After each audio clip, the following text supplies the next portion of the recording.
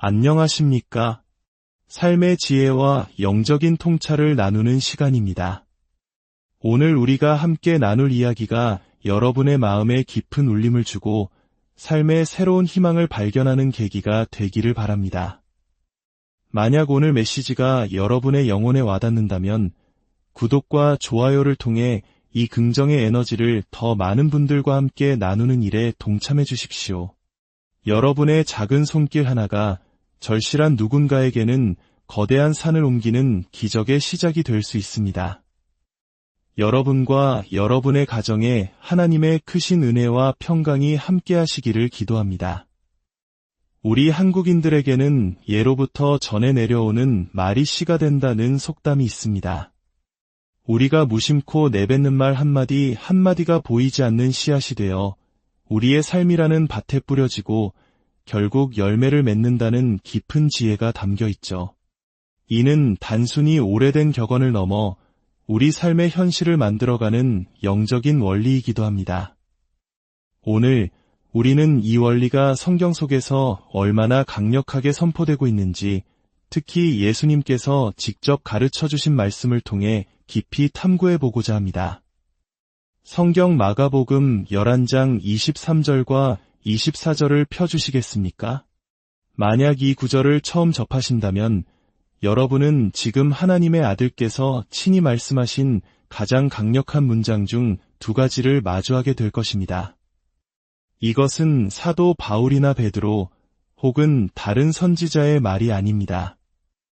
교회의 머리이시며 우리 믿음의 창시자여 완성자이신 예수님께서 직접 하신 말씀입니다. 귀를 기울여 들어보십시오. 내가 진실로 너희에게 이르노니 누구든지 이 산더러 들리어 바다에 던져지라 하며 그 말하는 것이 이루어질 줄 믿고 마음에 의심하지 아니하면 그대로 되리라. 그러므로 내가 너희에게 말하노니 무엇이든지 기도하고 구하는 것은 받은 줄로 믿으라 그리하면 너희에게 그대로 되리라. 예수님께서는 내가 진실로 너희에게 이르노니 라고 말씀하시며 이 약속을 시작하셨습니다. 여기서 진실로라는 단어는 아멘과 같은 어원으로 틀림없이 의심의 여지 없이 반드시 그렇게 된다는 강력한 확증입니다. 오늘날의 표현으로 하자면 이건 내가 목숨을 걸고 보증한다 와 같은 의미입니다. 예수님께서 하신 말씀이라면 우리가 그것을 믿든 믿지 않든 그 자체로 진리입니다. 하지만 우리가 그 말씀의 능력을 삶 속에서 누리고 싶다면 우리는 반드시 그것을 믿고 그에 따라 행동하며 입으로 선포하고 굳건히 서야만 합니다. 주님은 만약 하나님의 뜻이라면 이 산이 움직일지도 모른다고 말씀하지 않으셨습니다. 그분은 누구든지 이 산더러 말하면 이라고 하셨습니다. 누구든지 바로 이 단어에 주목해야 합니다. 여기에는 바로 당신과 제가 포함됩니다. 예수 그리스도의 보혈로 거듭나 그리스도 안에서 자신이 누구인지를 아는 모든 하나님의 자녀가 포함되는 것입니다. 한번 따라해 보시겠습니까? 나는 누구든지에 포함된 사람이다. 그렇습니다. 이 구절은 바로 당신을 향한 말씀입니다. 예수님께서는 이처럼 산을 옮기는 권세를 특별한 목회자나 선지자들의 손에만 맡기지 않으셨습니다. 감독이나 사도만이 할 수 있다고 말씀하지도 않으셨습니다. 그분은 분명히 누구든지 말하는 자라고 하셨습니다. 그리고 또 한 가지 놀라운 사실이 있습니다.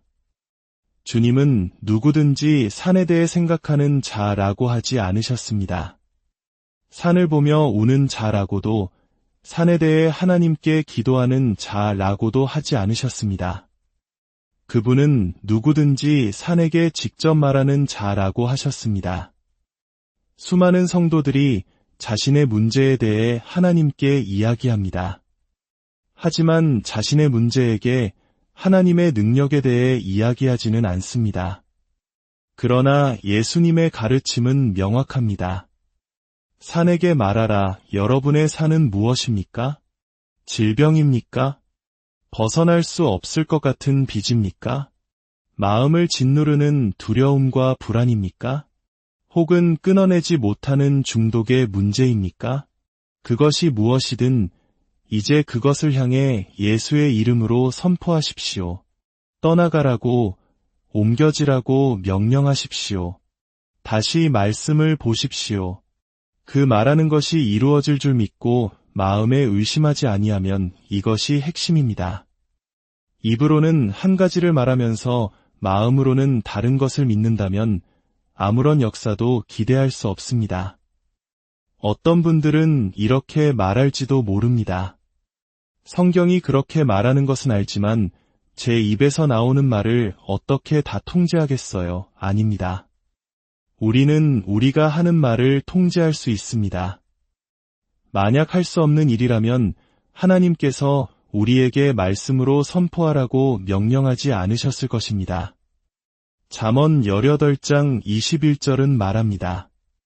죽고 사는 것이 혀의 힘에 달렸나니 이는 우리의 혀가 우리 삶의 방향키 역할을 한다는 뜻입니다. 야고보서에서는 우리의 혀를 배의 키에 비유했습니다.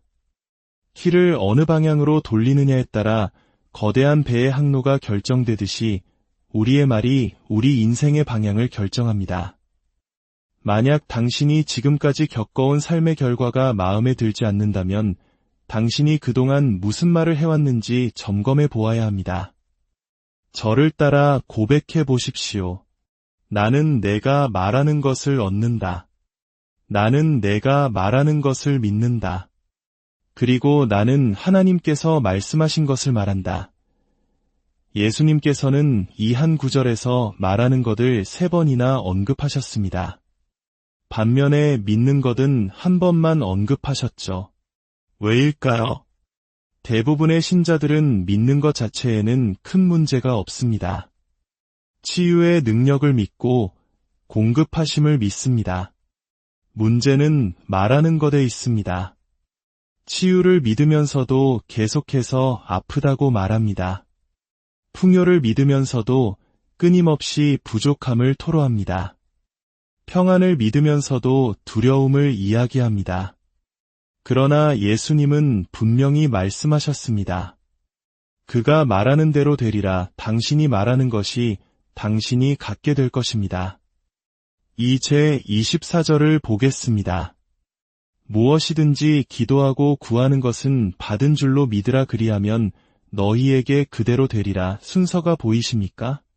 기도할 때 받은 줄로 믿는 것이 먼저입니다. 그러면 그대로 갖게 되는 것이 그 뒤를 따릅니다. 즉, 믿음이 먼저이고 소유는 그 결과입니다. 믿음은 눈으로 보기 전에 먼저 받습니다. 믿음은 나중에 언젠가가 아니라 지금 나의 것이라고 선포합니다. 저를 따라 선포합시다. 나는 기도할 때 받은 줄로 믿습니다. 그것은 지금 나의 것입니다. 이것이 바로 산을 옮기는 믿음입니다. 결과를 만들어내는 믿음이며 모든 것을 바꾸는 믿음입니다. 이제부터 저는 여러분께 이 마가복음 11장 23절 단 한 구절의 말씀을 붙잡고 30일 동안 매일 선포하는 방법을 알려드리고자 합니다. 어떤 분은 의아해할 수 있습니다. 고작 한 구절로 충분할까요? 우리가 알아야 할 성경 구절이 수백 개는 되지 않나요? 친구여, 들어보십시오. 하나의 산을 옮기기 위해 1000개의 성경 구절이 필요한 것이 아닙니다. 당신이 굳게 믿고 행동으로 옮길 수 있는 하나님으로부터 온 단 하나의 말씀이면 충분합니다. 마태복음 8장에 나오는 백부장의 이야기를 기억하십니까? 그는 하인이 중풍병으로 죽어가자 예수님을 찾아왔습니다. 그는 예수님께 긴 설교를 부탁했습니까? 아니면 율법 두루마리를 달라고 했습니까? 아닙니다. 그는 이렇게 말했습니다. 다만 말씀으로만 하옵소서. 그리하면 내 하인이 낫겠사옵나이다. 그의 믿음을 보신 예수님의 반응이 어떠셨습니까? 주님은 놀라워하시며 말씀하셨습니다. 내가 이스라엘 중 아무에게서도 이만한 믿음을 보지 못하였노라 위대한 믿음을 소유하고 싶으십니까? 그렇다면 백부장처럼 행동하십시오. 예수님의 단 한마디 말씀이 당신의 인생을 바꾸기에 충분하다는 것을 믿으십시오. 그의 믿음대로 단 한마디 말씀은 하인을 치유하기에 충분했습니다. 예수님은 그의 집에 가시지도 않았습니다. 그저 가라. 내 믿은 대로 될지어다 라고 말씀하셨고 성경은 그 즉시 하인이 나았다고 기록하고 있습니다. 문제는 우리에게 말씀이 부족한 것이 아닙니다. 우리가 이미 가지고 있는 말씀을 제대로 사용하지 않는 것이 문제입니다. 의심이라는 삽으로 말씀의 씨앗을 파내고 부정적인 말로 그 씨앗을 죽이고 있습니다.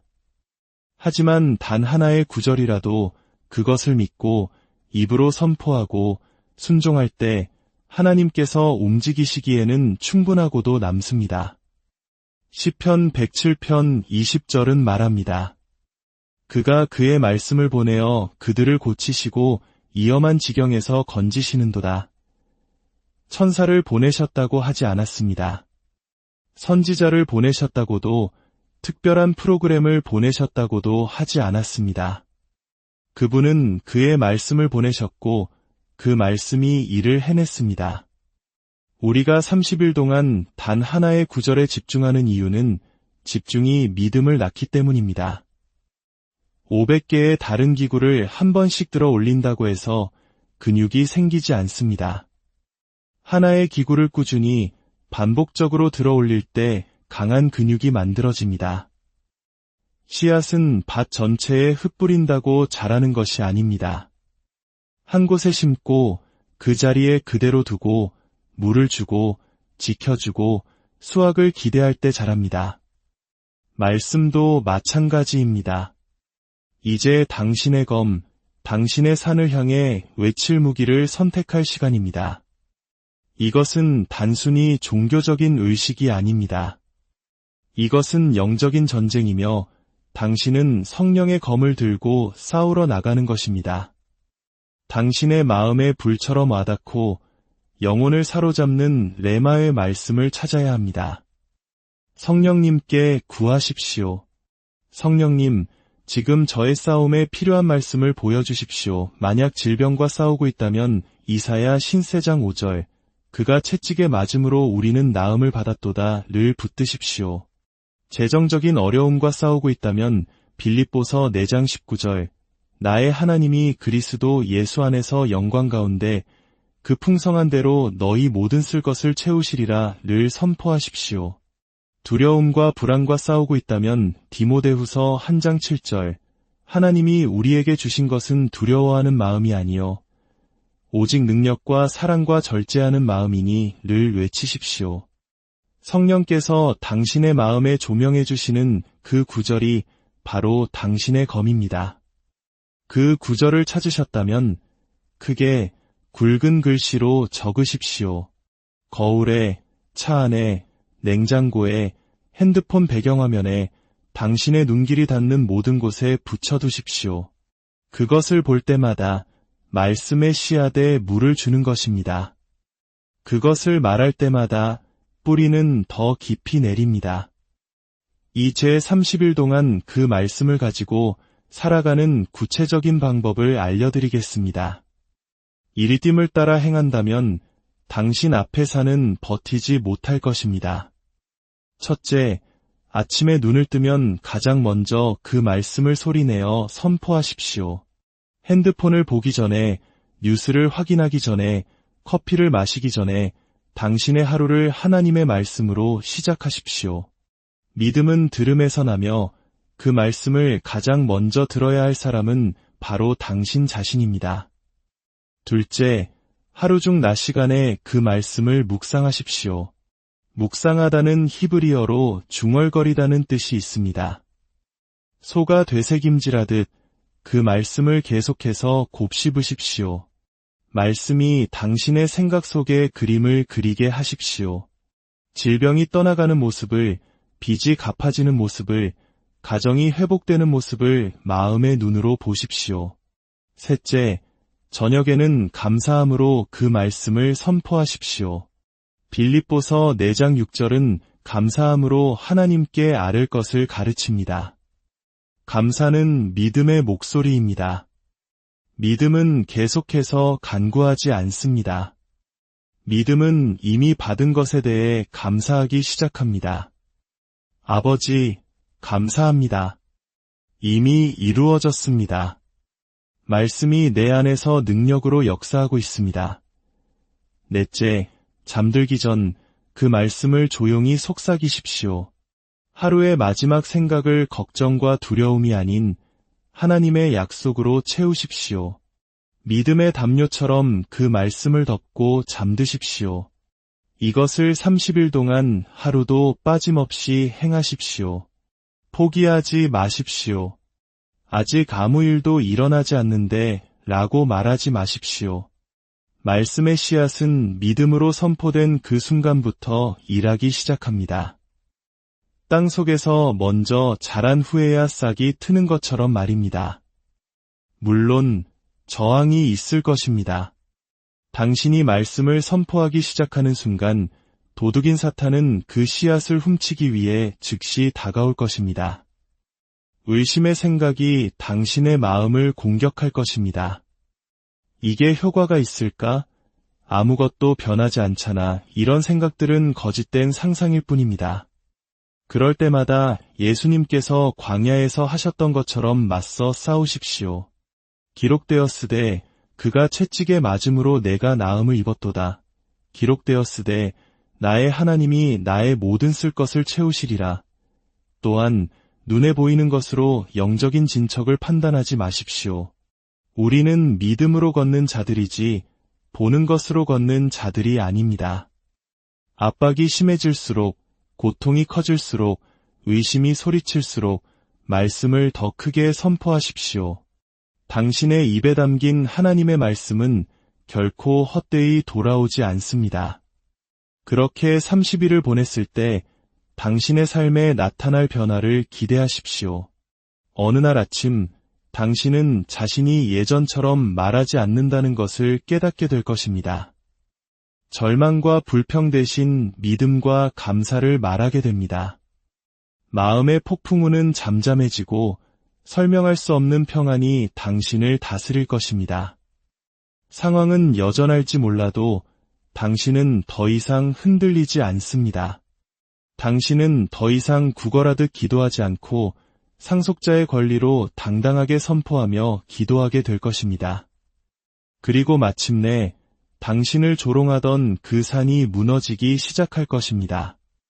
당신의 몸과 재정과 환경이 하나님의 말씀에 복종하기 시작할 것입니다.